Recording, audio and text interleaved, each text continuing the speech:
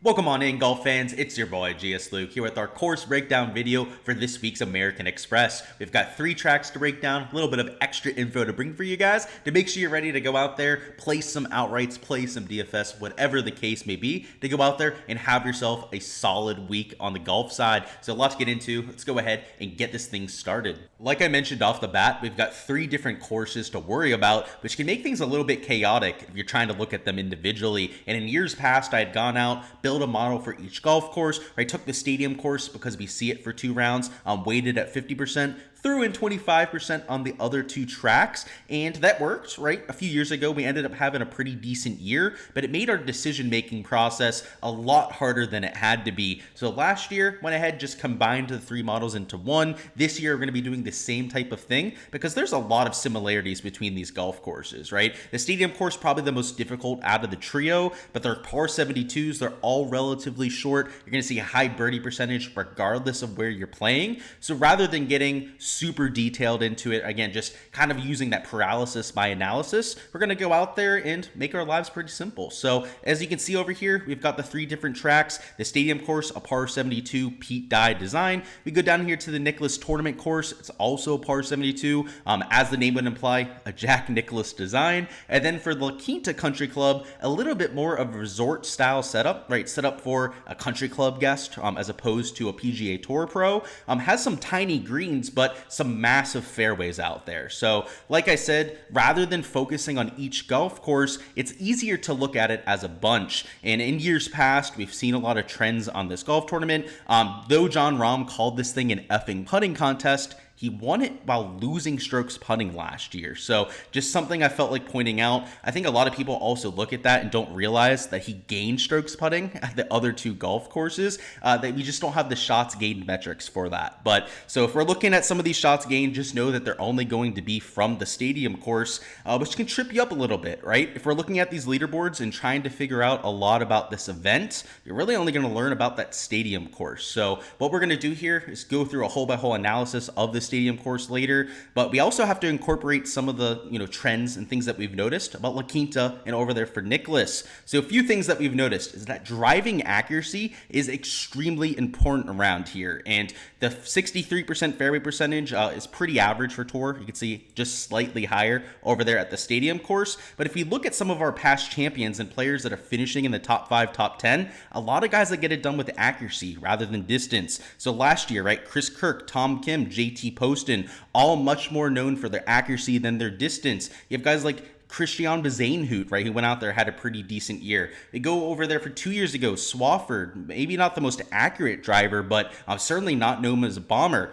Tom Hoagie, Lanto Griffin, right, far from bombers. Brian Harmon out there, Denny McCarthy, Francesco Molinari. And while you have a few up there, like Lee Hodges, right, hits the ball a long way.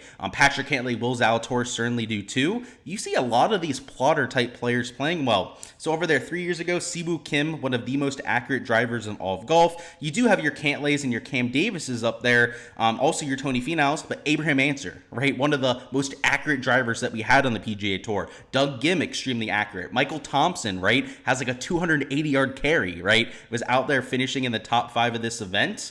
It's much more about your iron play and accuracy off the tee than I think Jon Rahm gives it credit for, right? I mentioned the whole putting contest thing. They went out there and lost strokes at the stadium course and won. So for me, it's more about ball striking this week than anything. Also, very much so going to be leaning into the birdie or better percentage angle. And rather than really, diving too deep into any one golf course, just looking at some of the trends that we've had over the years. And like I said, the shots gained metrics can be extremely confusing at a course like this because we don't have it for the other 2 venues, right? I think a lot of people overlook that fact when they're doing their modeling for this week, and it has a drastic impact on how you should be attacking things. A few other things to note about this golf course is that the birdie average is one of the highest that we get all year. In fact, even higher than what we had for the Sony Open. So in terms of that birdie or better percentage, right, we need players that are comfortable going low, right? That can get to something like a 20, maybe even a 25 under par, because that's what you're going to need to win this golf tournament. And the types of players that do that are not the ones that are super low bogey type of players. It's the ones that go out there and are, top 25 on birdie or better percentage by the end of the year. So we're looking for aggressive players that could take advantage of some calm conditions. And another thing that's extremely prevalent at all 3 of these tracks is that the weather in Palm Springs is normally perfect, right? We get low winds, perfect weather conditions from the temperature perspective, and that's why we get some of these super low scores. So just something to point out. Not going to overdo our analysis here, but if we look at just some of the course characteristics, about 5,000 square foot greens over there at the stadium course. Over there at La Quinta, they're 4,700 square foot, so similar size of greens. That's not all that much of a difference. In terms of your Nicklaus tournament course, you have slightly larger greens, but also you have smaller fairways around the Nicklaus tournament course. So I know there'll be slight little differences, right? Maybe on the Nicklaus tournament course, we want more bombers. Maybe over there at La Quinta, we want more of the shorter, putting first type of players that go out there and fill it up. For Showdown, you can try and look at some of the micro edges, but for week long, right, outright betting, all of that kind of stuff, you're doing way too much, right? If you're breaking them down golf course by golf course. So that's a mistake that I had made in the past, went well overboard with our modeling on this kind of week. If you take a look at the greens, we got a POA overseed around the stadium course. Over here with the Nicklaus course, I believe it's also a POA overseed. So the agronomy between those two courses are essentially identical. And then if we go down here, it's a POA Trivalous rye overseed for La Quinta, which is going to play very similar to the other surface we have. So I guess the agronomy around La Quinta would be a little bit different than the other two. But again, this is just one of the 4 rounds, right? So if we're going to focus on, these putting stats rather than that POA overseed, again, I think that's a little bit of a mistake. So this week is one to really kind of take a step back, right? Simplify your modeling as much as humanly possible and try and make some educated decisions off of that. For the hole-by-hole breakdown, just going to go over the stadium course, right? The one that we'll see for 2 of the 4 rounds. Hole number 1's a little bit of a handshake. Got too ahead of myself. Skipped to the next hole. But it's a driver wedge in, right? It's 445. You got those peat dye bunkers to the right, which will be prevalent on almost every single hole. And the area around the green is where the teeth of the course is on the stadium course. It's all going to be shaved down fairway area. At La Quinta, you've got some rough, which, believe it or not, makes the around the green shots a little bit easier than trying to hit up onto these chipping hollows. The greens are elevated about 2-3 yards, which makes the chipping shots a little bit more difficult. And the greens around the stadium course also have a lot more slope to them. So when you miss here, you're going to feel it at the stadium course. Not so much at the other 2 venues, though. It's a different feel around the green. Hole 2 is 371. This is a 3-wood wedge type of hole. Pin locations in the back left, front right can be a little bit tricky, but outside of that, it's a birdie op.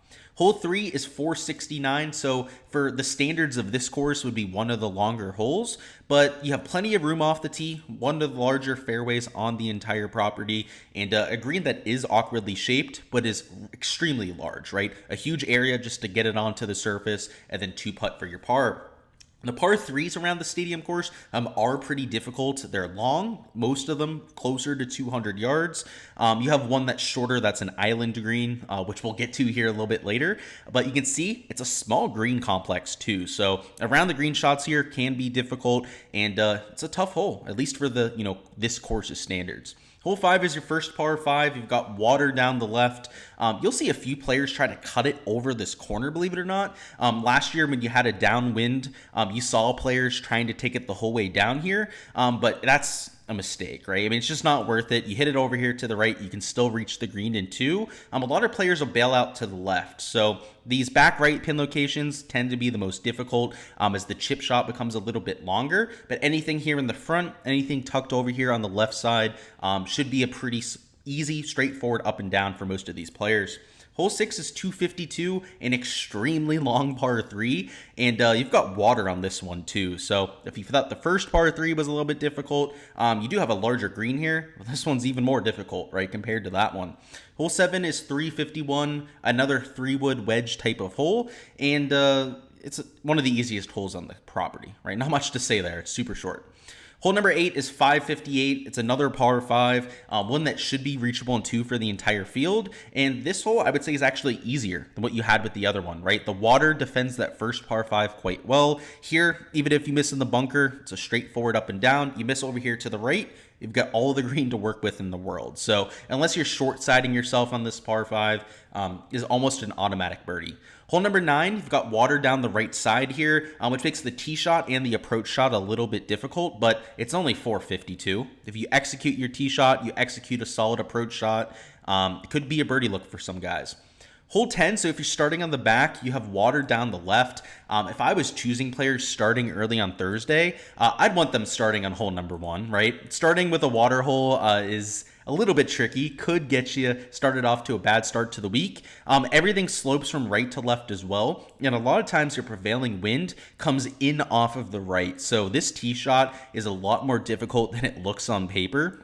And missing in these fairway bunkers to the right leads to water balls, because you're going for this green, you have a terrible angle over this little corner of water, and you'll see guys chunk it in there. It happens every year. There's guys that start off with double, triple bogeys on hole number 10, which is why I'd rather my guys have 9 holes under them before they get to that type of hole. Hole 11 is a 600-yard par 5. This one's not nearly as reachable in 2 as what you had with the 2 on the front 9. And because you have this water hazard to the left, a lot of people will end up laying up. So not quite the birdie opportunity as the 2 first par 5s, but still birdie op, right? It's a par 5. Hole 12 is 363, another 3-wood wedge type of hole. 13 is a longer par 3, again, another 200-plus yard par 3 with water down the left. So when people start calling this a putting contest, I take exception to that, especially when John Rahm said it, because these shots are not easy, right? Especially from the irons perspective with all that water. Hole 14 is 390. It's another 3-wood wedge type of hole. So we get the difficult holes out there, and then we get stuff like this that are absolute layups. Hole 15 is 465, another mid-range par 4, relatively large landing area off the tee, and mid-iron in. Hole 16 is your last par 5. This one doglegs from right to left and is reachable in 2, but a lot of people are going to lay up here, right? Unless you hit a perfect tee shot, you have something like 270 yards and in, you'll see people hit it to this layup zone here on the right, because this bunker to the left is like 20 yards deep. It's extremely difficult to get up and down out of. If they put the pin over here to the right side, it's not easy if you short side yourself to the right. So again, it's a birdie look, but not as easy as the ones on the front 9. Hole 17 is called Alcatraz. It's got a nickname, and any hole that has a nickname ends up being pretty epic. So obviously the nickname comes from it, the island nature of the green, and the fact that it's surrounded in these rough stones that get players every single year. You'll see guys that bounce it off the rocks and into the water. You'll see guys that hit the ball and it ends up in the rocks and try to hit it out. Some people will be able to pull it off. Most will end up hitting the shot back into the water. So it's a fun one for hole 17, that's for sure. It's also the hole where Davis Thompson left the pin in, hit that like 50-foot putt that ended up hitting the flag and didn't drop. So hopefully he takes the pin out this time. And finally, hole 18, you've got the water down the left side. This is a very typical finishing hole, right? Yeah, the water down the left, the water the whole way down to the green complex, and kind of similar to what you have at the stadium course down in South Florida, right? Over there at TPC Sawgrass, you got the water on the left on your second shot as well, and a perfect finishing hole for this type of course. All right, and now for our modeling. And like I mentioned off the bat, we're going to simplify things, right? We're not going to look at all 3 golf courses. We're just going to talk about the types of stats that you need at all 3 venues. So first off, birdie or better percentage. This should be by far the highest weighted thing in your model this week. At a course where you've got to get to 25 under par to win, we need players that are used to going low. So just sorting by birdie or better percentage in this field, you got guys like Eric Cole towards the top of that list, JT Poston, of course, Akshay, Scotty, and Suh. All pretty solid putters, right? Particularly with Cole, Poston, and Suh. And then some ball striking first players, right? So Scotty, right, not the best putter on tour, just sets up so many birdie looks. He sees himself towards the top of this list. So play around with your models, but definitely put birdie or better percentage towards the top of that. Of course, guys, over here on Bet the Number is where I'm taking my modeling from, where we're going to be doing a lot of our modeling for this week. And if you guys want to check it out yourselves, check out the link in the bio. It's a new up-and-coming site, right? Just launched here in 2024, and one of the only sites where you can break down approach buckets like we have here. So this 175 to 250 range, right? You can get that on a few databases out there, but to get this custom approach range, right, from 80 yards to 150 yards is going to be huge as well. So the next key stat we're going to talk about here are these approach ranges, because, you know, just going through the stadium course, you can see there's going to be a lot of shorter holes where you're hitting a wedge in, right, from 80 to 150 yards. And then on some of those longer par 3s, you know, some of the beefier par 4s that we have, and of course your par 5s, you might be hitting a lot from this 175 to 250 range. So first, let's look at this longer tier range. Rico Hoey doesn't have a very large sample size, so plays pretty well when you've seen him from that range, though. But Ches Reavie, right, absolutely stripes his long irons. Ryo Hisasune, I know I say his name wrong, but an absolute stud coming from the DP World Tour, is solid from that range, right? Steven Yeager, known for that. David Lipsky, known for that ability. On those long par threes we went through, these guys are the guys that are going to, set up birdie looks, right? Not hit the ball into the water, hopefully, and going to be huge, particularly on the stadium course. And we've got Cameron Champ there. A lot of that's probably because of how far he hits the ball. You have Joel Damon, Mark Hubbard, Eric Cole, Scotty Scheffler, all players that get a significant boost because of how they play with their long irons. And now let's look at the short stuff, right? Some of those wedges. And Nick Taylor, who's been absolutely fantastic at this course, one of the better course histories, right, towards the top of this wedge. You got Eric Cole showing up again, right? He was at the top of the birdie percentage range, at the top of the approach play, and once again is now at the top of what we have with the wedges.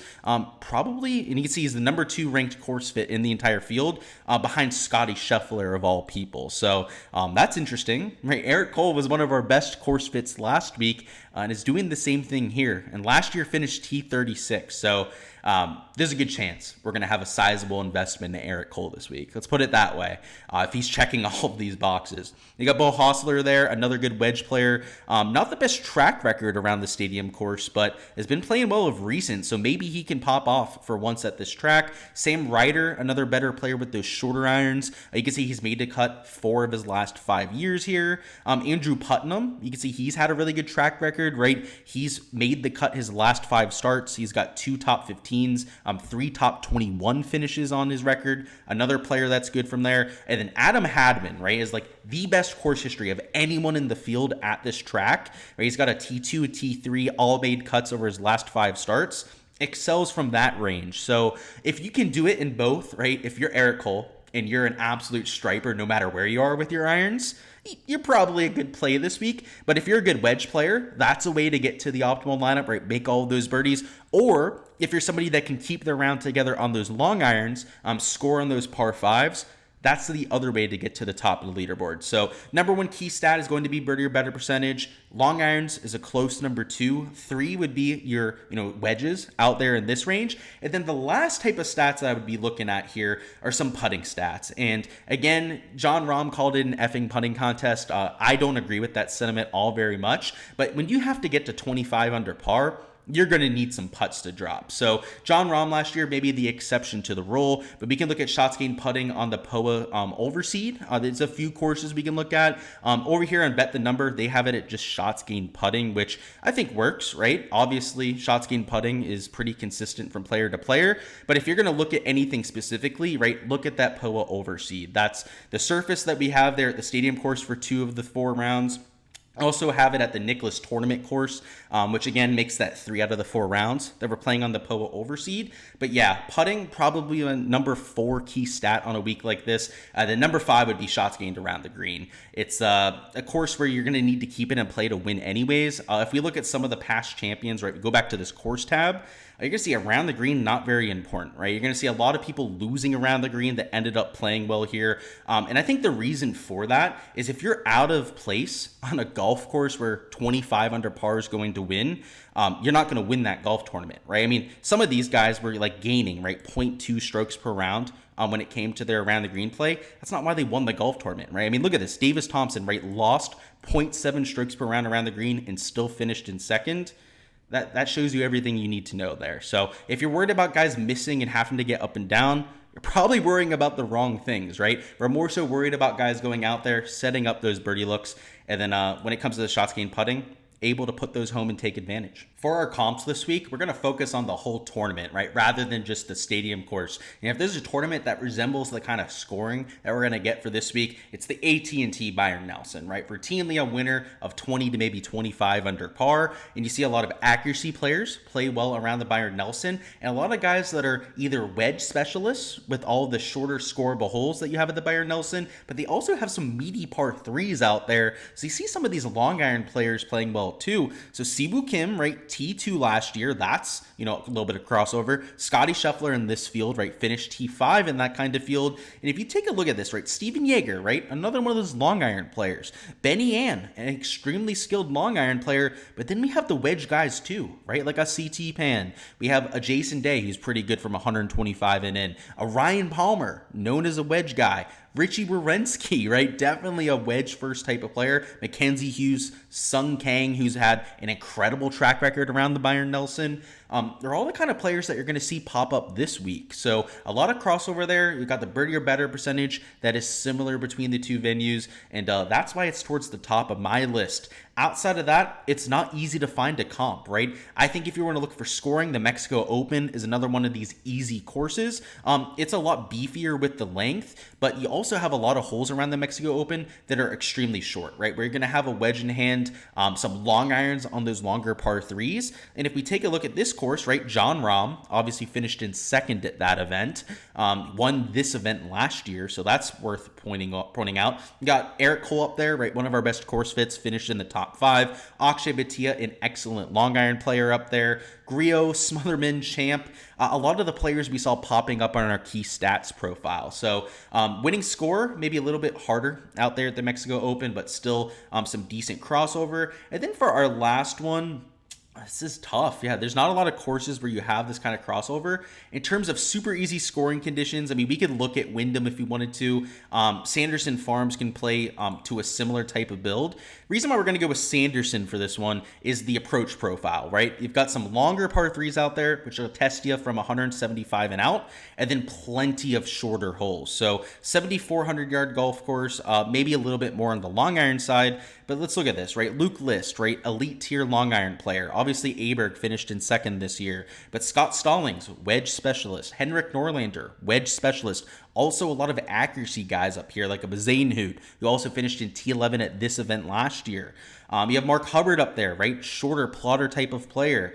Cameron Champ showing up again, which, by the way, guys, Cameron Champ, gonna be an intriguing play this week, right? Makes a ton of birdies, has been much better on approach over the last 3-4 months than we've seen for quite some time, and it showed up at all of our comps, showed up on that long iron category. Just I think a name we're gonna have to keep an eye on, huh? CT Pan again. I mean, look at that. Joel Damon again. Tom Hoagie, right? Showing up on some of our crossover analysis. These type of players that we keep seeing come up are going to be the guys we want to keep an eye on this week. So the comps this week aren't nearly as clear-cut as what we'd have in the past because there is a 3-course setup. But if you're going to look at anything, try and look at some of the birdie fests that we have. And more importantly, where you're going to have a lot of wedges and a lot of long irons, right? Courses where there are not a lot of those mid irons in play is what we have with these 3 comps. Alrighty, guys, that is all I've got for the course breakdown this week. Smash that like button on the way out of here. Also subscribe so you don't miss any of the content throughout the week. We'll have a DFS preview dropping, talk about some outrights there as well towards the top end of the board. Our weekly live stream, Wednesday at 7 p.m. Eastern time,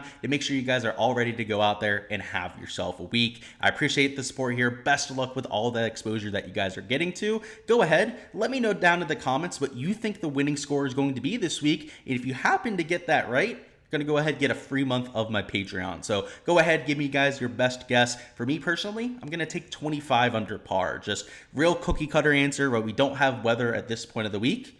That's my guess. What's yours out there? So best of luck, guys. Appreciate everyone. And let's have ourselves a week at the AMEX.